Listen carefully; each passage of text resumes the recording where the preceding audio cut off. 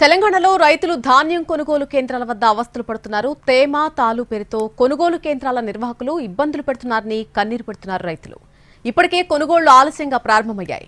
పరిమిత సంఖ్యలోనే కొనుగోలు కేంద్రాలు ఉండటంతో రైతులకు తిప్పలు తప్పడం లేదు. 10 రోజులుగా ధాన్యాన్ని ఎండబెడుతున్నా తేమ తాలు పేరుతో ధాన్యం కొనకుండా ఆలస్యం చేస్తున్నారని అంటున్నారు రైతులు.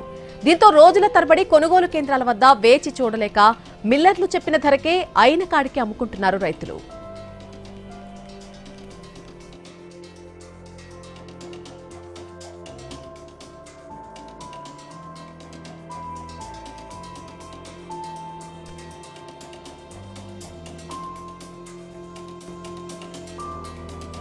నాలుగు ట్రాక్టర్ల ఒడ్లు తీసుకొని ఇక్కడికి వచ్చాను.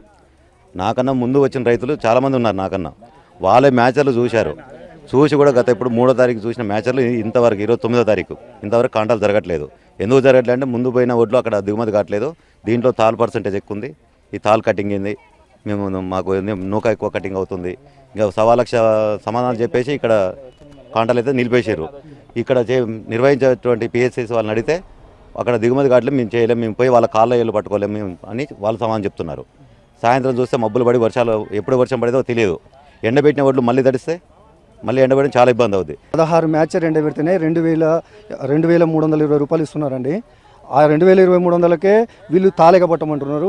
ఏ ఒడ్లు పచ్చి ఒడ్లను తీసుకొని పోయి సేమ్ కంపెనీ సేమ్ ఒడ్లను తీసుకొని పోతే 2,050 రూపాయలకి మేము అమ్ముకొని వచ్చినాం బయట. ఇప్పటికి ఆల్రెడీ డబ్బులే వచ్చినాయి మాకు.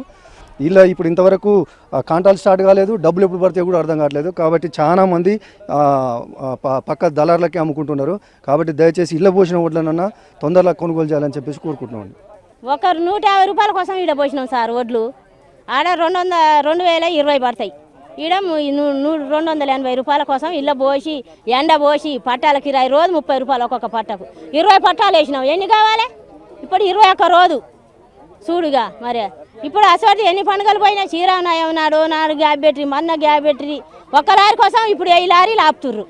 మేము ఎన్ని రోజులు ఇబ్బంది పడాం పిల్లలను తల్లులా కొనని చెప్తే మేము హాయిగా పోయి అక్కడ ఎంతో కొంతకో పోసుకొని వస్తాం. నష్టమో లాభమో ఎంతో.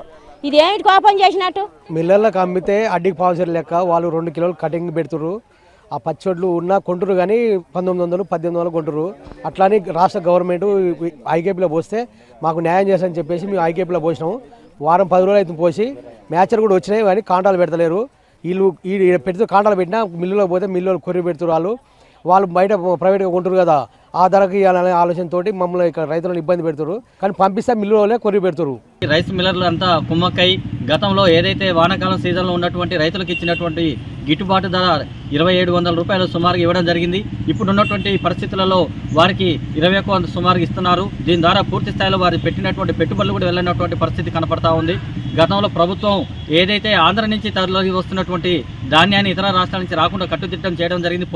చెక్ పోస్టులు ఏర్పాటు చేసి ప్రస్తుతం అలాంటిది ఏమీ లేకుండా కట్టుదిట్టమైన చర్యలు లేకుండా బయట రాష్ట్రాల నుంచి వస్తున్నటువంటి ధాన్యాన్ని ఇక్కడికి దిగుమతి చేసుకుంటూ ఇక్కడ స్థానికంగా ఉన్నటువంటి రైతుల ధాన్యాన్ని కొనుగోలు చేసే విషయంలో అంతా అదలం చేస్తూ వాటిలలో తేమ ప్రాబ్లం ఉంది, రకరకాల ప్రాబ్లం ఉంది, పచ్చిగా ఉందని చెప్పేసి ఇబ్బందులకు గురి చేస్తూ రైతులని చాలా